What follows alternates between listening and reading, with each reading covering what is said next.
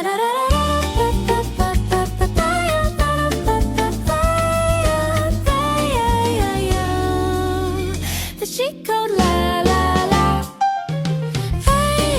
listening to the Chic Code Podcast with Wirda Alyssa and Sophia Arisa.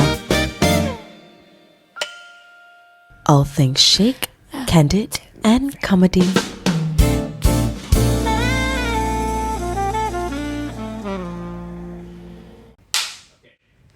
Hey girlies, welcome back to another episode of the Chic Code Podcast. And today's episode is sangat special. Very special. Kenapa Wirda? Kita ada someone very very important lah in our studio. Tak sangka. Aku pun tak sangka. Kita buat podcast, kita ingat kita nak kekek-kekek je. Tu pasal lah. Tiba-tiba ada MP pula datang. Kan? Itu pasal aku pun tak expectnya. Ya. Jadi macam tak biasalah formal. Kau faham tak? Kekok sikit lah. Ya. Tapi orang kat sebelah tu cakap, it's okay, relax. Just keep it loose lah. Keep it loose. Correct. Yeah. So kita mempersembahkan memperkenalkan Mr. Zhulkarnain Rahim. Okay. Tadi when you say ada orang important, I was looking around. Siapa saya? Itu ke sebelah ke? Ini important. Khabar. Thank you for joining me. Kita santai-santai lah. It's nothing lah. Santai lah. Kita nak santai lah. Betul. Terima kasih datang office kita yang kecil. Nice. Terima kasih. Ya, dia puji tadi banyak leopard print. Kan memang dia tanya, is it kita punya team memang animal print ke? Zebra punya leopard, cheetah. Tapi kat bawah sini zebra. Yes. Zebra ni dah kena makan lah. Yes, dah penyek dah. Okay. Mr. Zhulkarnain. Zul. Zul. Panggil Tak nak panggil abang Zul. Tak boleh. Tak Zul. Panggil Zul. Nanti problem. Okay. Pak, kita panggil Zul. Yes. Panggil Zul je. Panggil Zul je. Zul. Okay. So last time my kawan panggil Specky. Specky. Apa? Because last time I got specs tebal ya. And the frame Specky tu semua ada apa? Nama gelaran lah. Tapi but everybody call me Zul lah. Zul. Specky. Then you dah tak pakai pasal lasik ni pasal. Lasik bagus tau guys. You know because penat pakai apa contact lens. The first time pakai contact lens I think NS ke apa, because sekali then pergi range tiba-tiba masuk gantau dia. Tak boleh kan pakai specs.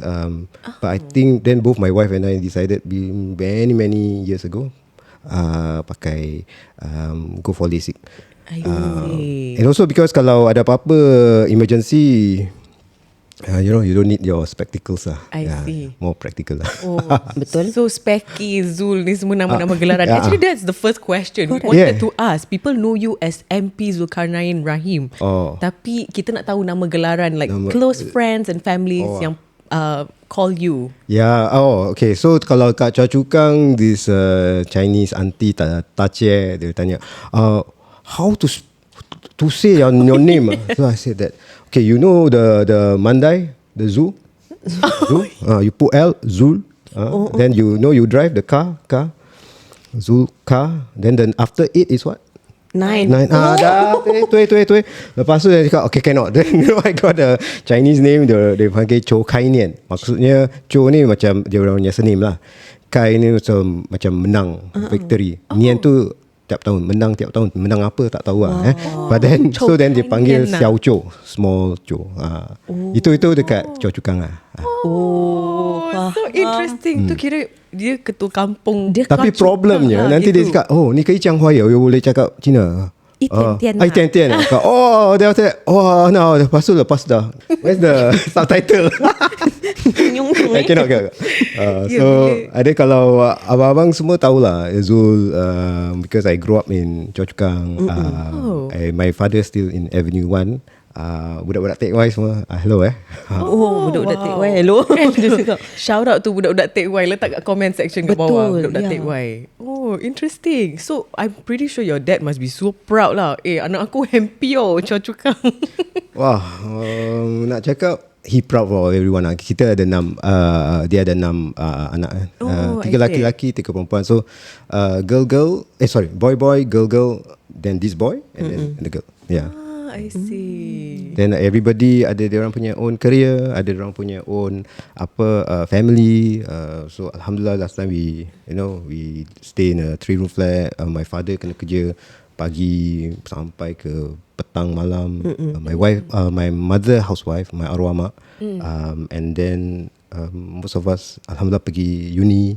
Ada pergi my sister embrace the family semua. So, alhamdulillah. So okay lah. So you, Mr. Zul, daripada kecil memang kat Choa Chu Kang?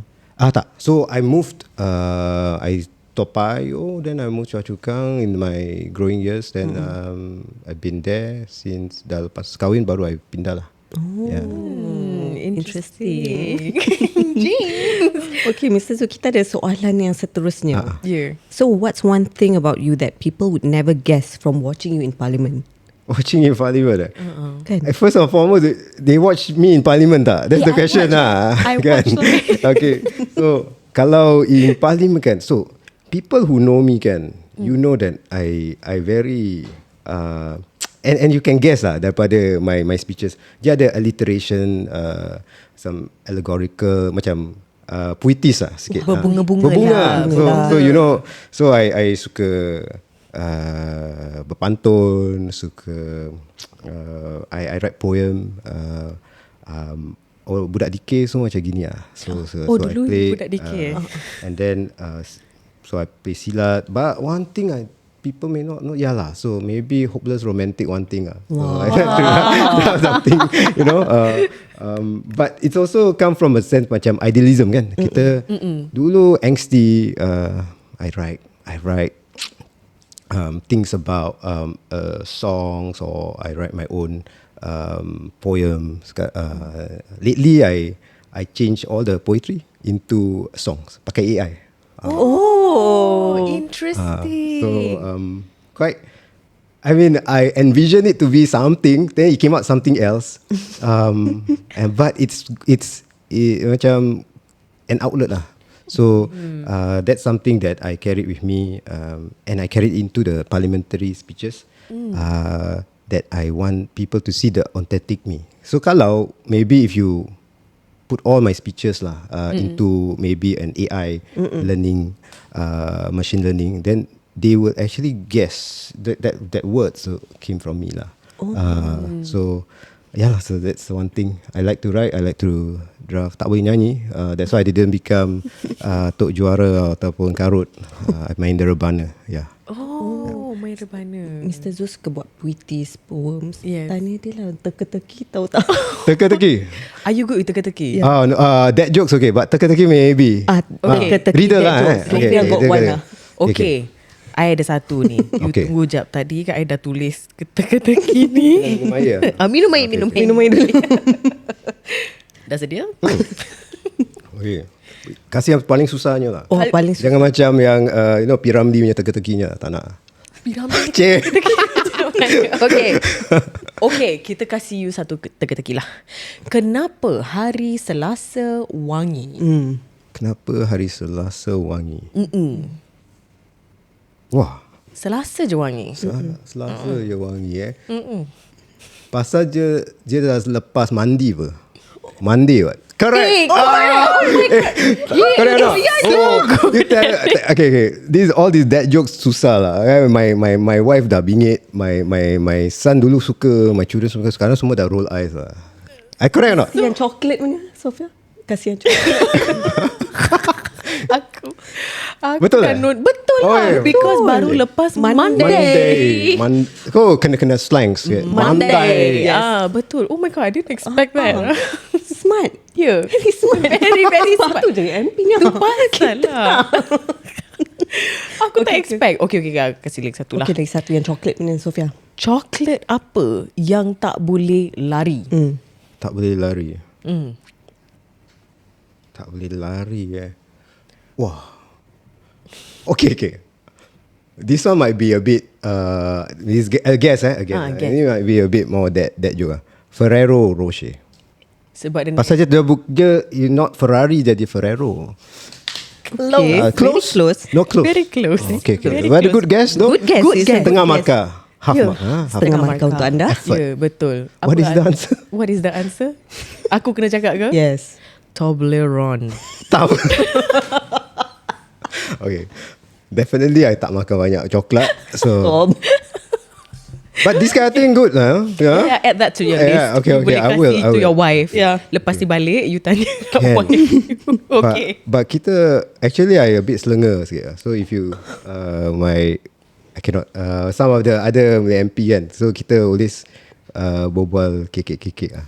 So but it's I'm the worst lah. So I can Because kan kita selalu tengok MP macam korang serius sangat. serious So Serious. macam kita tak boleh imagine. Betul. Kita tak boleh imagine. Tak Kalau boleh. korang Tak kekek-kekek boleh. dekat office ke But apa. we are human lah. Semua sama Yeah, kan. exactly. that's At the end true of the lah. day. I give you an example. Okay. Semalam I set up my office dekat the MFA baru kan. So I have a standing desk lah. Then minister came in. Wah Zul, you have a standing desk Ya lah. If I cannot stand it, I sit down. Dia cakap dia giling kepala. Dia dah tahu lah. This guy cakap okay goodbye. Lawyer buruk lah Lawyer orang buruk panggil. lah.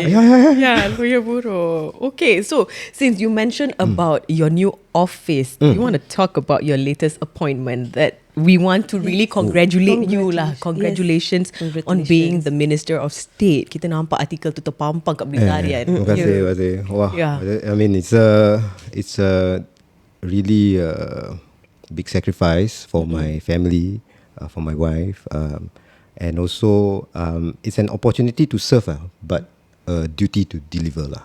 Kan, that's the responsibility, and both at foreign affairs and at the social dengan family front kan. So these are issues close to my heart lah. Yeah. So before as MP kita tanya banyak soalan lah. Right? Yes, yes. Should. Now we have to find the answer lah. Faham. And the solution. And for it took a long while kan. Pasal I've been a lawyer for 20 tahun lah. Wow. 2 Yeah. decades lah. Longer than I've been married. I've been married 18 years. Wow. And I grew up in the firm kan. It's my own firm, and we across the world kita ada clients, kita big international firm. So banyak travel. So last year I travel about 93 days in that whole year. So that's about 25.8%. Wah, So sekarang my wife cakap, habis ni nanti dah closer to 40 to 50 lah. Gini, alamak. So tapi she's very supportive, and I grew up in the firm lah. I married, I dapat 4 cahaya mata. First 2 are girls, 17 years old, 14 years old. Diorang dah teenager lah. I don't know whether they watch the podcast. Alamak, malu lah. Okay? Kalau then the number 3 and number 4 boys, 12-year-old dengan 3-year-old. Gap dia panjang, besar. Oh, I see. Mr. Zul, kalau you tak jadi lawyer or MP kan, you jadi apa? Oh, okay. Probably nak jadi Indiana Jones lah. I wanted to do something macam boleh travel the world, tapi I don't want to become cabin crew or pilot. I don't want. Macam nanti penat. I want to go somewhere, enjoy, and then come back. So I like to see artifact. I like to understand apa batu-bata gini. Dulu I simpan batu tu. Like, korek mana-mana. Yeah, I go to the library, baca. That kind of thing. I kind of like those things. I'm a bit introverted, so I like to see nature lah. Yeah. Oh, nature girl juga. Macam aku lah nature girl. Yes. Aku kan suka nature. Correct. Yeah. Faham. Okay. So, tadi you mentioned about being a lawyer, Mr. Zul. What was that drive for you to be one? For 20 years Wah, tu. actually I didn't want to be. Tak nak jadi. nak You know jadi. kenapa tau? Pasal I baca buku John Grisham tau. You know that the firm lah apa ni. So saya baca, wah, this kerja ni penat juga tau. Yeah. Susah. All the story, the guy, the main character kena nak baca cases ke, prepare satu malam, tak tidur ke, habis muntah-muntah, nervous. I said, this is not the time for me. So baca other thing. Then I was studying, so my dah dapat result. Then my bapak cakap, kau tak nak apply law, tengok dapat ke tak. Pasal okay, then I said okay lah, try lah. Then dia panggil pergi interview. That time masuk army. So weekend kita book out. Then the interview was in the afternoon ke apalah. So I was like masih relax kat rumah, baring-baring. Kena marah. Kawan, you really want to go or not? So at first because I was half, I think like maybe they won't come. Kita pergi lah. I didn't have a suit. I can't afford one. I tak ada. So I pakai baju, I didn't even have long sleeve. I pakai short sleeve, pants, pergi. Sekali all the yang pergi tu, double breasted suit, got briefcase. Siapa bawa briefcase pergi interview Apa dalam Then ada satu ni bawa umbrella. It wasn't raining. It wasn't like that. Props lah tu semua. Props. Alamak. I was like that. I budak Melayu. I didn't see any Melayu. Habis dia orang tak pilih aku tak kisah. I got nothing to lose apa. Yep. Budak neighborhood school. I think I just want to find out find out the process. Kepo So then yang this double breasted suit guy went in, came out. And then after that, and this guy with the briefcase and the umbrella, habis keluar. Okay, my turn masuk. Boom. Then the interviewer gerbak-gerbuk. After the thing that he asked me, so that time was Anwar Ibrahim punya case yang dia kena mata hitam. He got the black eye. He was DPM, and then in Malaysia, and they asked him, so what do you think about the Anwar Ibrahim case? He asked me, So I look around. I said, you ask me because I'm Malay? Did you ask the guy with the umbrella? Then after that, or the guy with the suit, all that, the same question. Then the guy, the professor was stunned. You need cakap balik sih. Then I didn't. Then he said, but I'm sorry, I asked that. Tapi cakap, but I turned out the professor is a Malaysian. So, but there was some. So I said, okay, I paiseh lah. So I cakap, okay. Maybe it's this. So I gave my own spiel lah. Yeah. Alamak. Okay, they won't call me. Then interview habis, they call me back, and then I became more interested after I dapat masuk.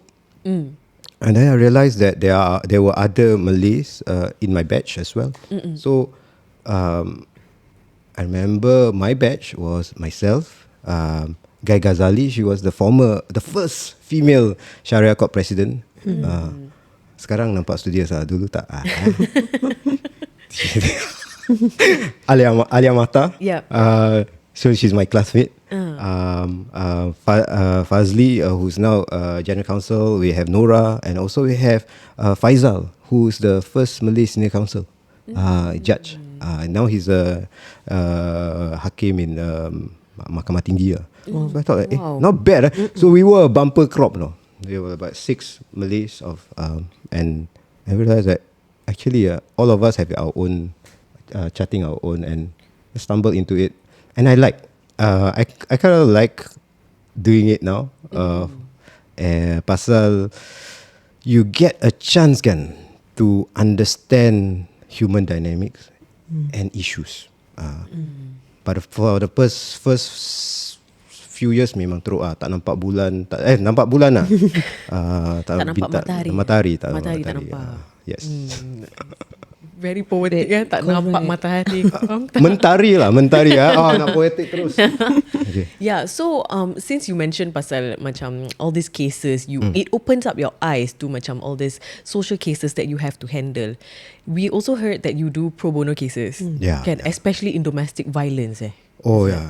Right. Wah. Maybe you can ceritakan sikit. Ceritakan sikit pasal kita ni dekat podcast, we always receive day in day out email daripada listener kita. Macam-macam case. Macam kita ni lawyer pula. Itulah. Ini lawyer betul ni. Ini lawyer betul. Yeah, so maybe you can share with us a little bit macam the cases that you have to handle, especially in our community. Correct. So I first few years I been handling big cases, big clients across the world. I pergi Paris for arbitration, Gulf countries, Indonesia, KL, Singapore. Then one of my clients tanya, you tak tolong your community ah? So then I realised that actually yang all these big corporate clients, dia macam faceless kan. You don't have a skin in the game. You employee. This is my company-nya suit lah. Then I sign up for for legal clinic. My first legal clinic dekat Masjid Al-Mu'minin, Jurong East. Then so I tak tahu, I follow this senior lawyer, and then I duduk kat situ dengar. I realised that it's a lot of issues tu. Then I went to Darul Makmur, kat Yishun, and then kalau Jamia dekat the east side. But then the issues are different. Macam ada pasal faraid, pasal ni. Then I said, I sign up as a assigned solicitor with the Legal Aid Bureau. That time, big firms selalu dia orang tak nak their lawyers waste time do pro bono. Dia orang nak buat duit. Of course. But then I realised that actually if I do pro bono, I am actually sharpening my thinking skills and also understanding people lah. One of the first few cases I got there was this, it's 3-year-old boy, about 3-4-year-old boy, 3-year-old, macam my son's age sekarang. So it was a case of PPO. So the mother said that the father sexually abused the boy. 3 years old. Yeah. So I was like, ini macam, is it?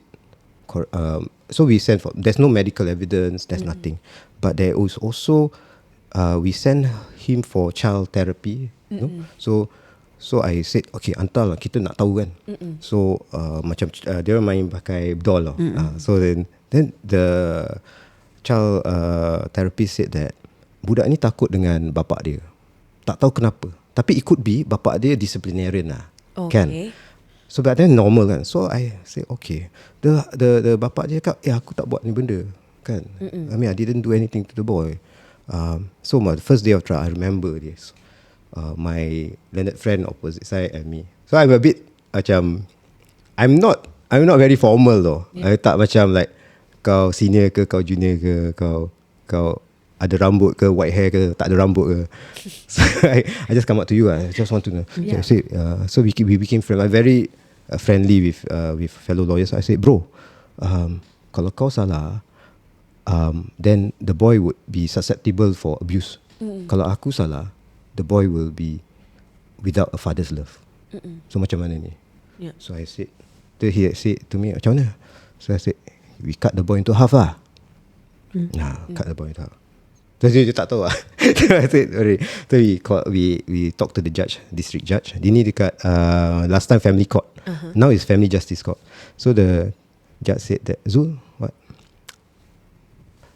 Solomon justice. Pasal ni kisah Al-Quran lah, Nabi Sulaiman, to cut the boy into half. So, understand.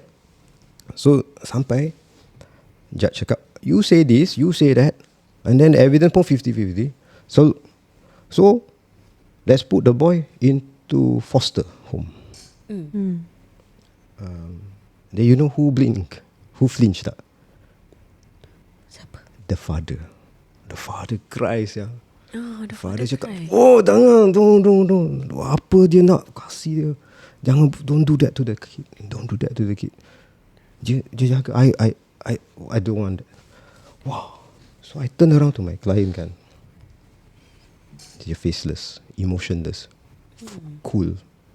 At that point in time, I realised that mungkin dia tak tahulah twisted the story. Yeah, so I think then later on we found maybe we found a better solution that there is a supervised access, but then the father still got access later on.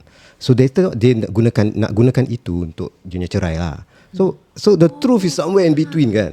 So you can, so if I sung kan, if I just take my client's word for it, I whack in court. As a judge you will say kasih macam by default macam you out of abundance of caution, stay with the mother and then all that, right? But actually it's the truth is somewhere in between. So that's the thing, Ellen. I had goosebumps listening to that story. I feel macam we are put here on earth kan, macam for a reason justice is what you take, but justice is also what you help others to create. So the other story is like before I became more involved in domestic violence with Casa Rauda, volunteering with the crisis shelter ni semua, was this one case, Sharia court divorce lah. So this lady bore him about maybe 4 daughters gitu. Okay. 3 daughters, sorry. The fourth one was dia mengandung, tapi I think she lost it. Okay.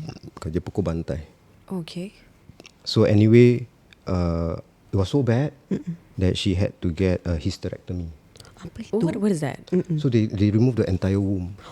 So she will never be able to conceive ever again though. And it's due to the Pukul bantai. She fell and all that. So I remember kan, so lepas tu she got recover and all that. Then she was so afraid to ask for the divorce for the children, because that time she was very young lah, about maybe not very young, maybe early 30s or something like that. But she married young. Yeah. She married at when she was 19 years old. Oh, I see. Then, so when I got the case, gitu, she was at the lowest of her lows. I said to her, I remember this, I said to her that whatever it is kan, you must remember this part, that I'm not the one helping you. You are the one helping yourself because you made that step kan. Yeah. So I went to I took the case at the appeal level. So the house kan, the flat under the husband's name. Satu nama, because that time dia tak boleh masuk nama dia. Dia 19 years old kan. Yeah. So that's it, the house. So dia cakap, so the husband cakap, ini semua congkong, ni aku punya. Kau tak ada share. So kau, then the tiga anak tu kau ambil ah. Yeah. Then I just want I said some men are like that kan. So Yeah. Some men are really like that. So I feel very aggrieved, because that time, about that point I have 2 daughters only. So I feel like apa sih? So and the law at that time, the wife don't have any basis or legal basis. Pasal dia the wife tak ada direct contribution, tak kerja, that she's a housewife, she's not in the. So I went all the way to the appeal board. So that time I remember Ramadan. Then I was cracking my head apa. So I made this argument that actually then helped set the law after that. I said kan, kalau she's 19 years old, kahwin dengan dia ni kan. Yeah. Dia jadi family nucleus kan. Then they get the HDB grant, correct? Yep. Then that subsidy is masuk dari ni punya CPF, and then they pay. So I said that at least half of that belongs to her as her direct contribution. Yeah. Dia tak kerja, tapi dia letak nama dia apa. Betul. So I think the appeal board agreed with my submission, and then on top of that grant her the divorce and everything else. But what made me so upset kan, we had to go to get maintenance order, and this is the very first time I ever see kan, kat Family Justice Court punya maintenance order. Dia ada cakap, selalunya cakap okay, husband pay X amount of dollar to wife, gitu. Yep. Tapi this one kan, Pampers beli brand apa, formula milk beli brand apa. It has to set out, no. Really? Sekolah, you know. So I made this submission, right? I said, you're honest, you know, what kind of man would need to be told what kind of diapers to buy to purchase for his own baby, child? What kind of man has to be told what kind of formula milk? What kind of man has to be told what kind of stationery to buy for the children? What kind of man? Yeah. I said, this is the kind of man. So I was like, I was crying, you know. And then I was making that submission and the judge stopped me. The judge said, Mr. Zul, stop. We get it. We get it. And then I think after that, your lawyer pun cakap, you go and minta maaf to your wife. So alhamdulillah, everything's over. She got some money. She got the children. She even spoke in some forum about her own ordeals. And then she married. she remarried. I actually dah tahu lah.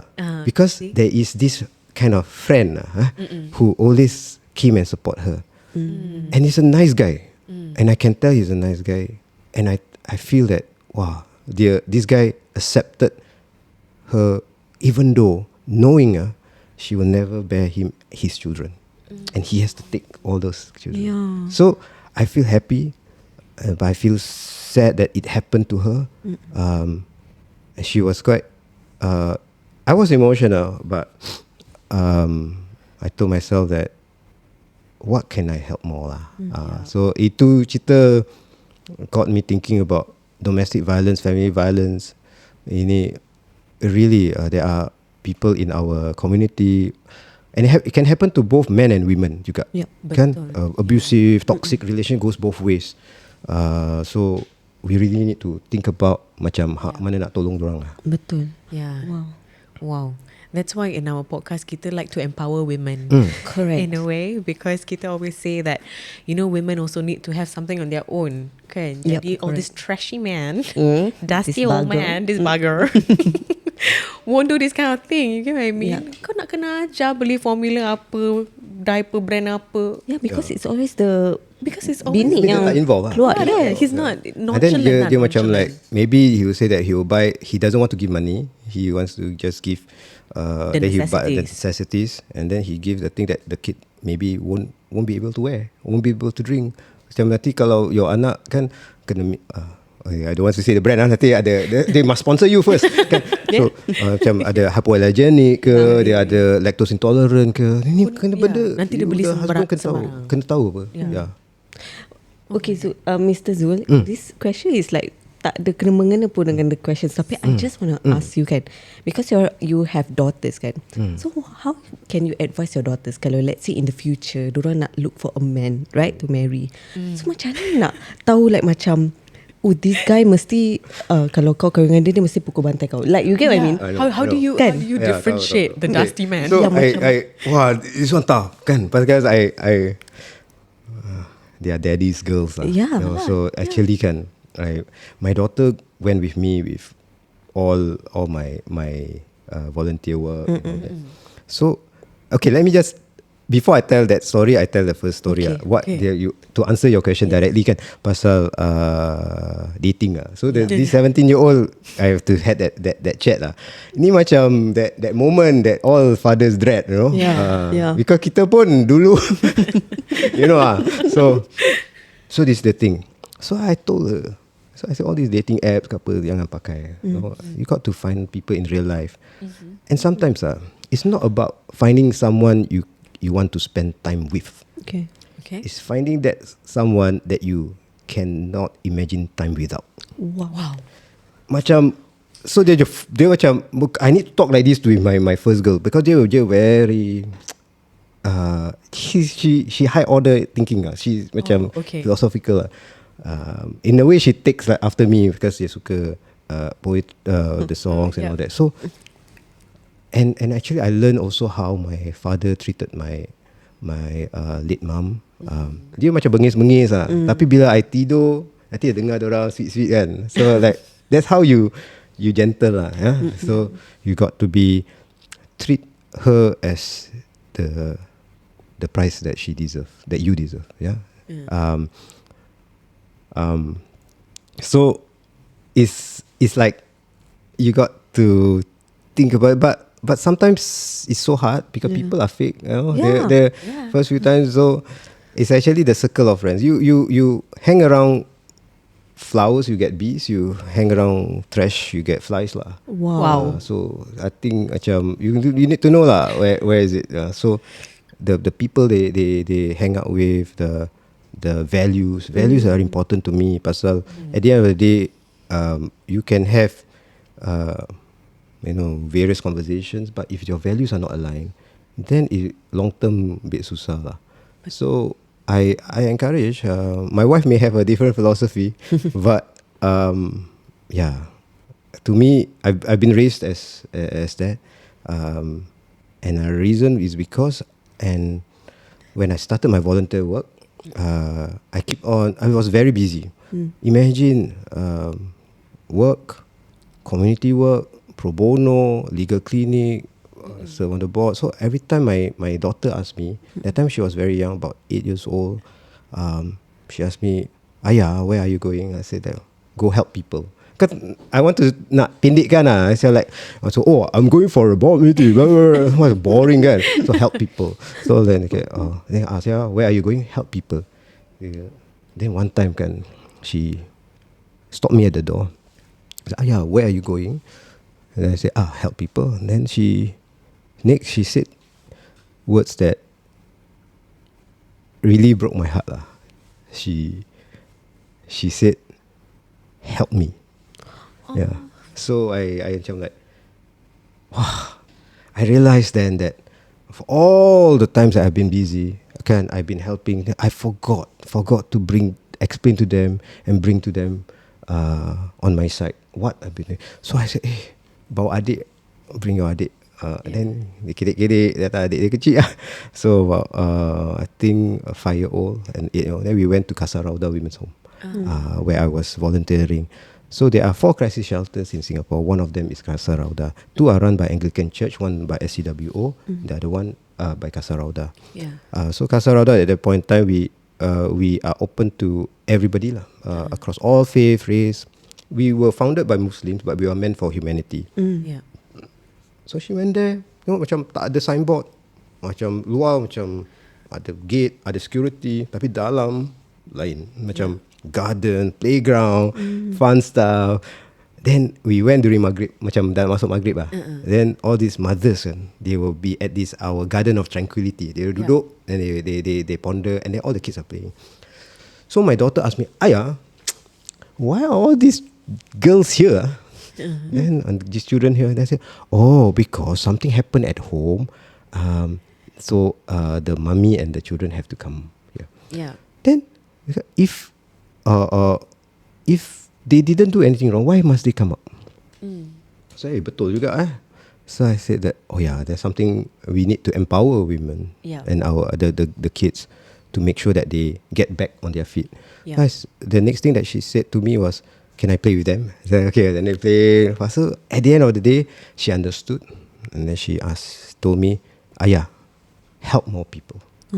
So that gave me like, okay. So for all your parents out there, you might be working ke, you might be doing business ke, you might be doing retail ke, F&B ke, but make sure that you talk to your kids lah. Make sure that you know they know what you're doing and you're doing it for them. That is so true. Okay. Okay. Now I'm going to talk about your role as MP dekat Choa Chu Kang. Yes. Okay. Kita ada a few questions. Since you said you grew up in Choa Chu Kang, your dad still lives there, kan? Maybe kita nak tanya you, where is the best place to eat in Choa Chu Kang? Okay. So actually in Teck Whye there is halal duck rice. Halal duck?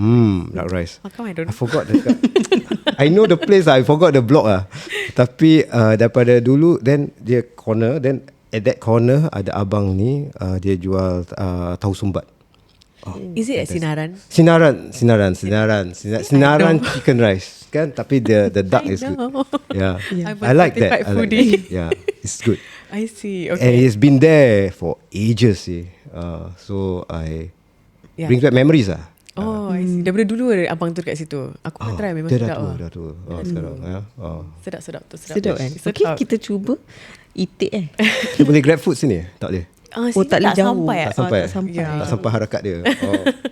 Okay. Next question. Next question. Also in Choa Chu Kang juga. Okay. Ini kita ni favourite. Ni kita ni favourite. Mr. Zul. Yeah. Do you know that there's the best spa in Singapore kat Choa Chu Kang? Best spa? Yeah. Do you know not? I don't go for spa. Tak tahu.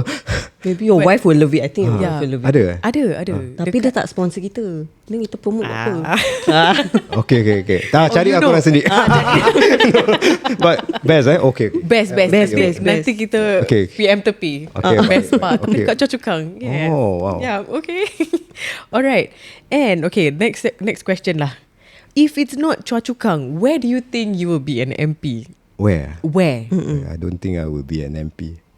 Really? If it's not Choa Chu Kang, only Choa Chu Kang or nothing. I'm an accidental MP. I actually, I've never thought of myself to serve like this. But when the stars align, kan, and then when actually the opportunity comes to say that you're going to serve in the constituency, the exact place where your late mom, and your dad is. At that time, my mother's still alive, and I thought to myself that I asked them lah. Then they are quite supportive of it, and I thought I cannot imagine any other places. Okay lah, but this thing, who knows kan? But I know the area well, and I can't imagine anywhere else supposed to be. Yeah.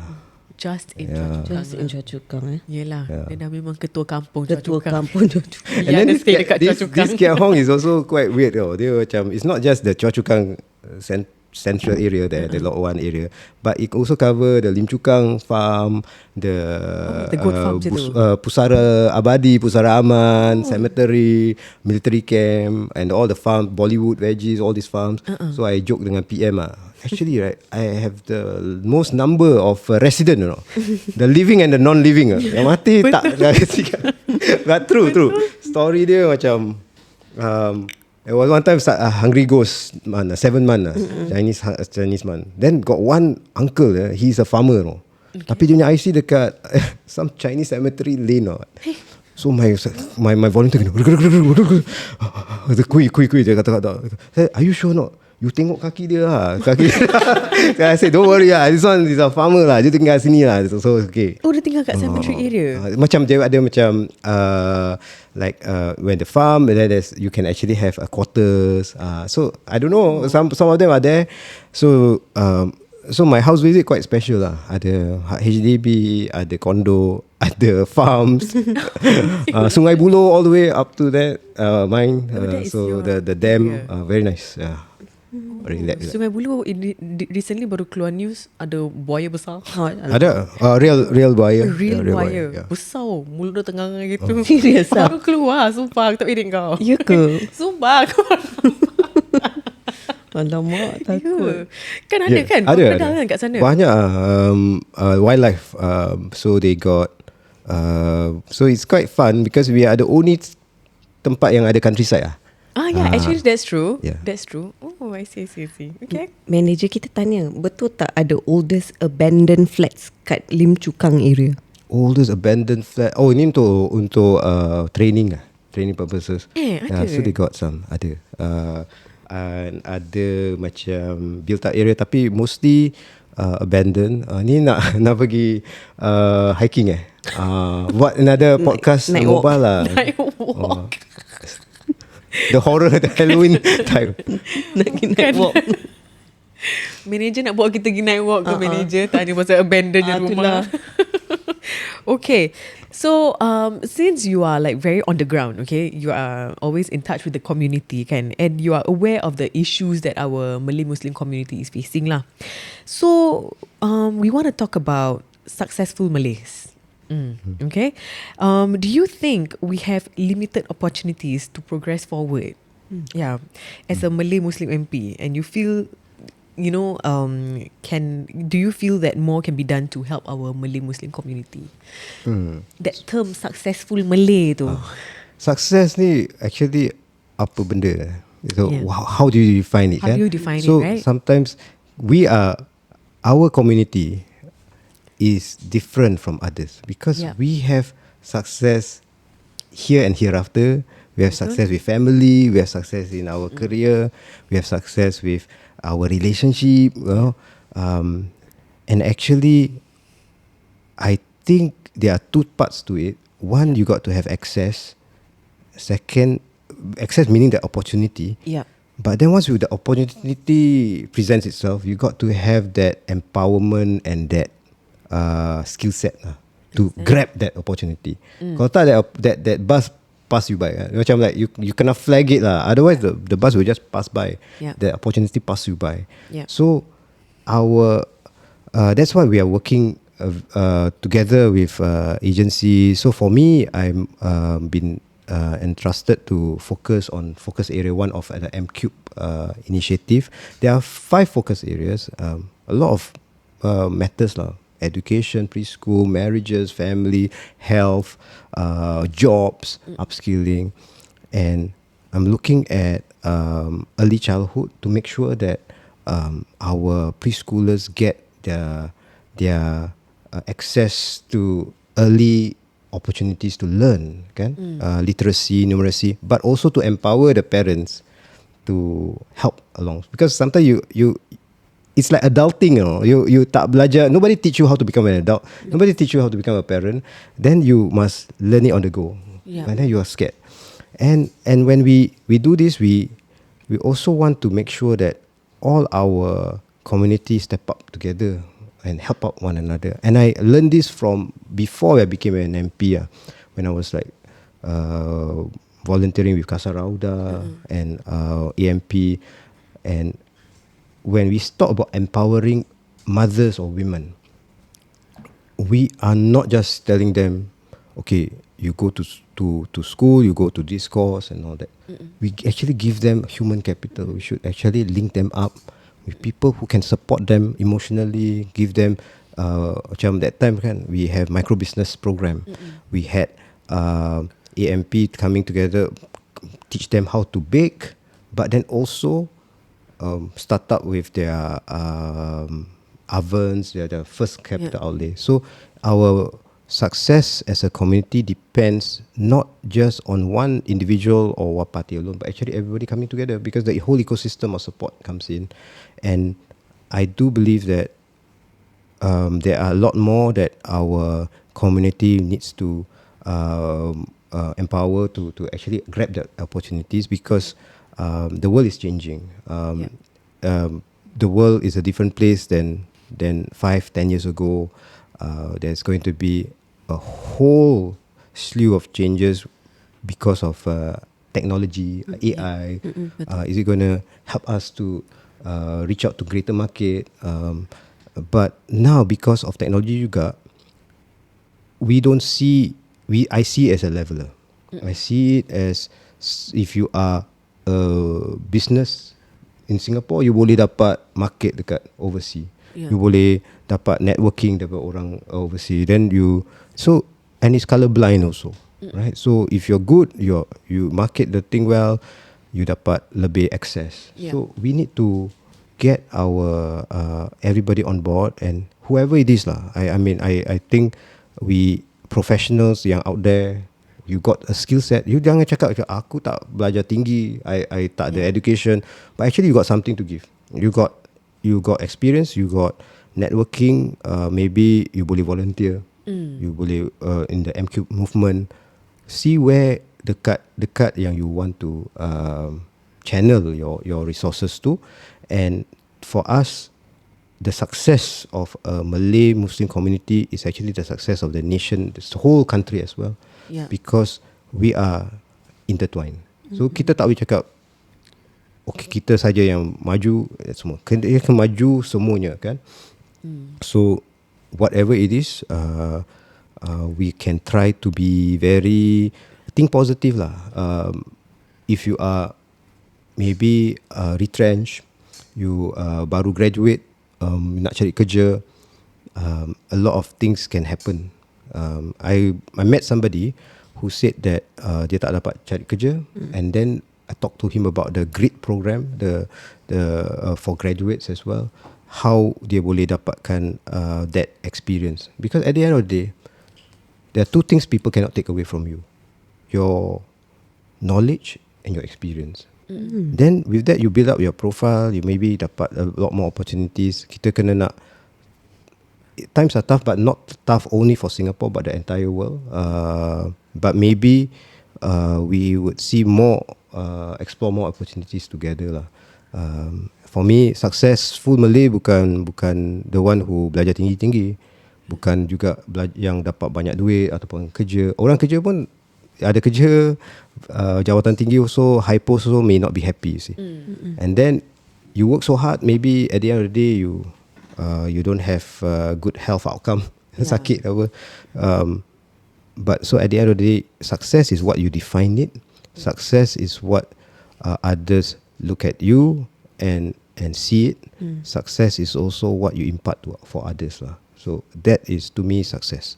And I think our community is successful by that standard because it has always been very generous. It has always been very collaborative. Our community has always been looking out for one another.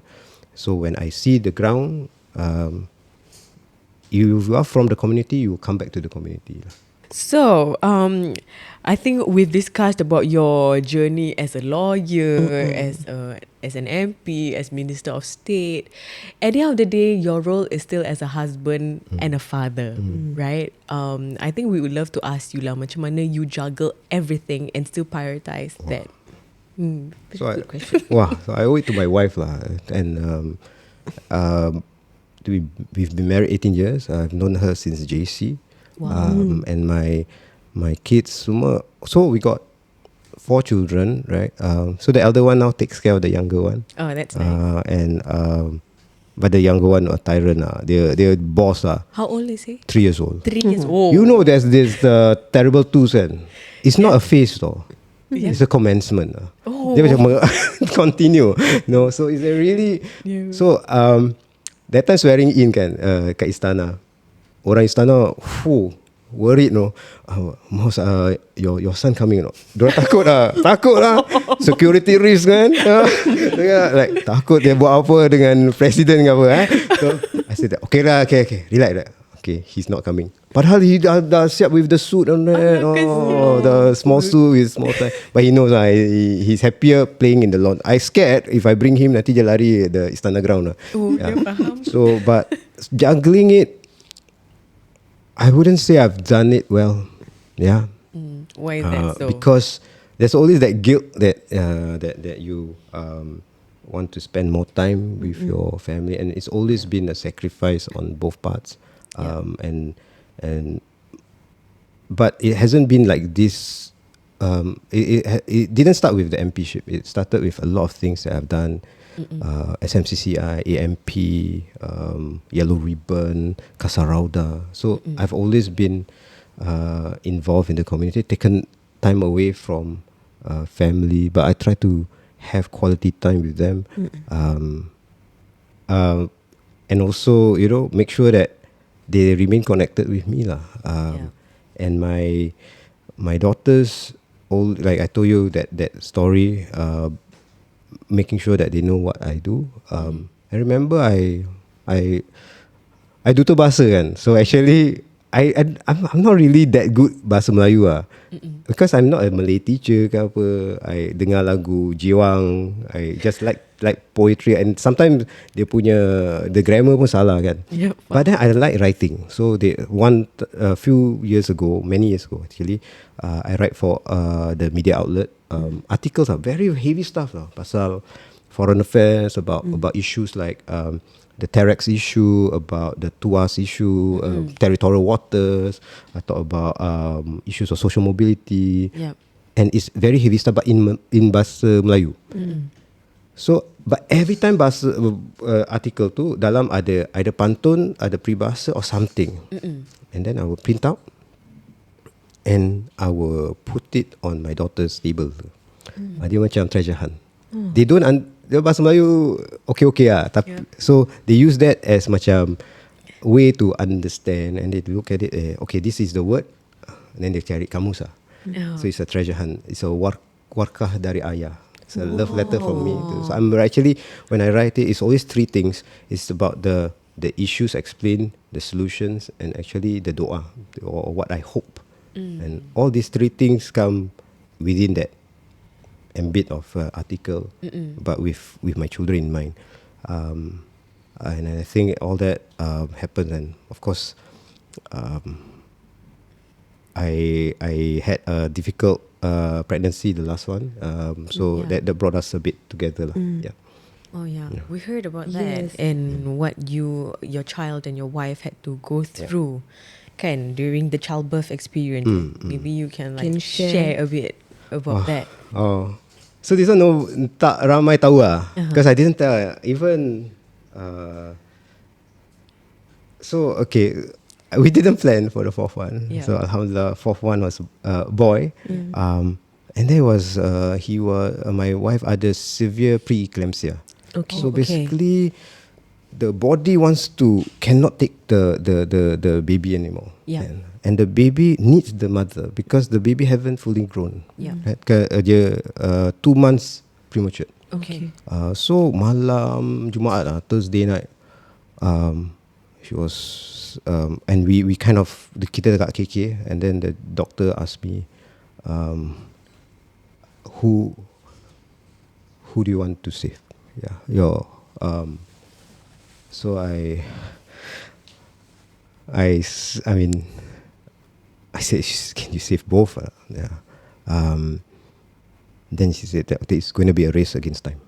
Then pasal kena nak put in the nutrients because she's on IV to make sure that the baby grows. Yeah. But at the same time, then your blood pressure go up and heart rate or out of whack.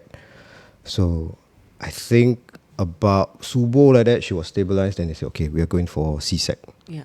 So she came out. My wife was one month ICU. My son 2 months in NICU, and then critical care and all that. It was quite tough. Let me see whether I have photo of you. So he was about 900 grams before, when he was very small. 7 months, actually. 7 months. Yeah. So all these tubes and all that. That's him. So small. Small and all that. So you see this little kid breathing, then and I was like, I was MP already, kan. So that time ada budget, so I was debating in parliament, the speech. So I got a trial. Oh my God. So I got busy. High Court, Parliament, KK. High Court, Parliament, KK. Wow. Oh my Because in KK and ICU, you see, we do the kangaroo care. So my wife can't do it, so they'll be there. So skin on skin helps them. Yeah. And then this NICU kan, you feel macam sense of hope. Pasal dia ada tunnel Okay. Dekat that tunnel kan, ada all these little handprints. Yeah. So then this little handprint will have their orang punya nama. Kayla 800 grams, Megan 900, Siti 1 kilo gitu lah. As a father kan, you feel macam rasa okay, maybe my son can make it. Yeah. And then at that dekat situ all fathers because the wives are in the ICU kan. So we give each other hope lah. I said, bro, okay So then but the problem is I'm the oldest lah. Yeah. We were 42, Right. both of us, when we had our fourth. The rest of them are a bit younger. But it gave me a chance to bond with him. So he's closest to me. So that was he. But this is how he looks like now. I want to see the little tyrant, the one that you say.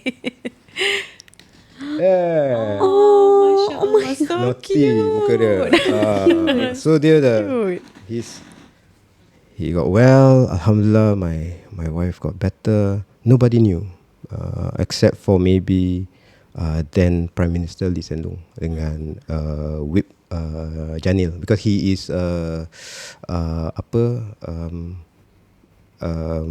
emergency neonatal emergency specialist. So I asked him for advice and plus as a father you can come like you are handling all these professional thing. You're handling your trial, you're handling your parliament, you're handling the stuff in the medical stuff. But then the 3 kids at home.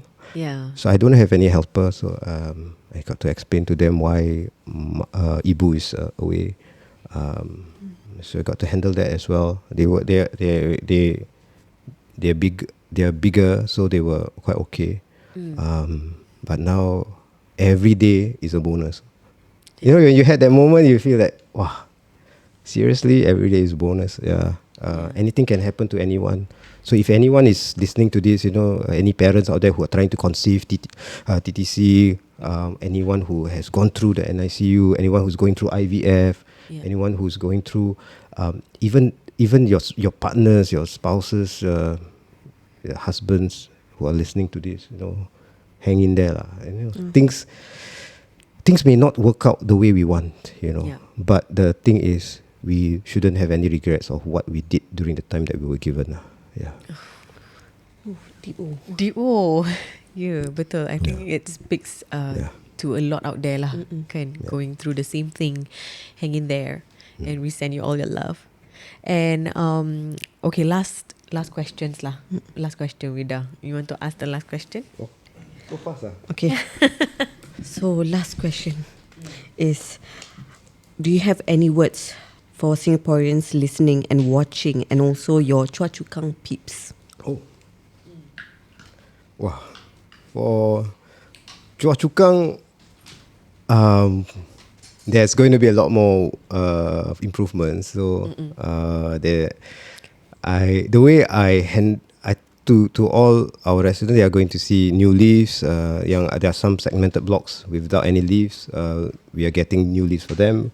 That one is actually a tough advocacy for me because there are 150 blocks in the whole of Singapore which don't have leaf access. Okay. But 20% of them, 30 of them are in Keat Hong. Because it just so happened that that design that time. So it was so bad that, let's say you want to get to your home, you have to go leave A to level 3, walk, or level 6, then walk, and then go down. Then it's like, then you want to order Grab, also susah. You want to order furniture, appliance, you will ask for extra delivery. It was quite convoluted. That you remember last time we had this show, Amazing Race competition. So they have a Singapore leg. Then the one of the challenges was in Chua Chu Kang to find this block. And then at the end, bila you sampai that block, kalau you dapat lah, it will be this guy in yellow boots with afro hair and all, with a mole. Chua Chu Kang in Chua Chu Kang. He will give you the next thing. It was so I argued in Parliament. I said that if it's so difficult that it had to become a challenge in a reality show, imagine the daily life of my residents, kan? Yeah. Betul. And then there were other orang tua yang kena bawa naik, young couples who had to bring the strollers. Yeah. So that is the social argument. But I'm thinking as a lawyer, it's a social argument. Then the finance, the economic argument is this. I said that, okay, maybe only 8 units in this block tak ada lift access. Tapi actually those who benefit will be more than these 8. Because if lift A rosak, then you can take this lift C. It's like you take MRT kan, North-South line breakdown, you can take NEL, you can take Circle Line. You got to build redundancy plans. So alhamdulillah, after that, then they gave it. So for Chua Chu Kang resident, I presented the arguments, and I would continue fighting for the ground. And the way I do it is through a few ways. I know they help me with the research. So while waiting for the lift, we have interim solution macam stair climber, macam mesin ni lah, turun, ataupun wayfinder maps, tengok nak pergi mana, that will roll out. So these are the kind of effort. I showcase that as a element of what we're going to do. But how I'm like, I'm like I said, I'm contrarian views. I don't say rebel without a cause, rebel with a cause. So you got to think about the data, think about the argument, think with a litigator mindset. So I make the policy better. So we'll have new lifts, new hawker center, Jurong Region Line, MRT station. There will be a new mall. There's a new Keat Hong Park. Then that Keat Hong Park there will be a cafe in the park in 2 years' time. Then I don't know whether we'll have a fast food there or not lah, but we are trying our best. And we in the interim kita ada place called this Keat Hong Square, which I made, and we have food trucks ala KL lah. Food truck.